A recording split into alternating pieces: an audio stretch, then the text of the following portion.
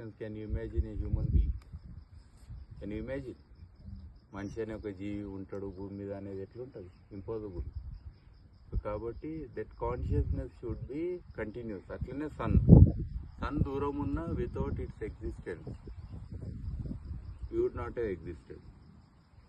అర్థమైందా? So sun has its own role, its own importance.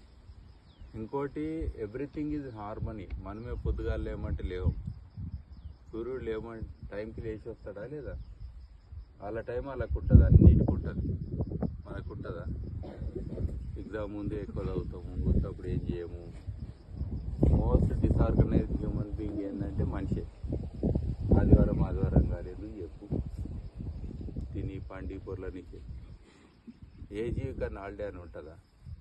ఇప్పుడు ఈడున్నారు, ఇదే హాలిడే మీకు. వర్కింగ్ డేనా ఇది? సార్కి వర్కింగ్ డేనా? ఎవరు కాదు ఇది. So this are the beautiful things. ఇవన్నీ ఓడగొట్టుకొని ఏం చేస్తారు రోజు సండేని కూడా మర్డర్ చేస్తారు. ఆ టైపు అంటే వేస్ట్ చేస్తారు. అర్థమైందా? దాన్ని క్రియేటివ్గా ఇట్లా వచ్చి కూడా ఉంటుందా? ఈ ఛానల్ ఆ ఛానల్ వస్తాలే, మళ్ళీ ఓ పిచ్చి సినిమా చూడాలి, మళ్ళీ తెల్లారి రెడీ కావాలి. అర్థమైంది కదా? సో అట్లా మీరని కాదు, కానీ that is the normal routine of majority. అందుకు చెప్తున్నాను నేను. మెజారిటీ అంటే that's what happening as of now. So మీ ఇలా క్లాసులు కూడా మీరు రెగ్యులర్గా ఇట్లా నిలబడి చెప్పుండి, ఏ జంగల్ కన్నా తీసుకోవద్దు.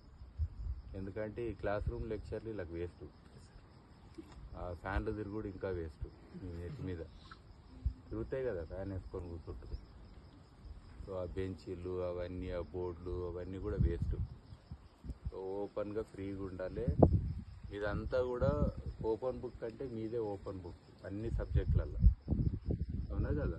Like environmental science is an open book. Mathematics కాదు కదా బోర్డు మీద లెక్కలేనికే. ఓపెన్ బుక్ అంటే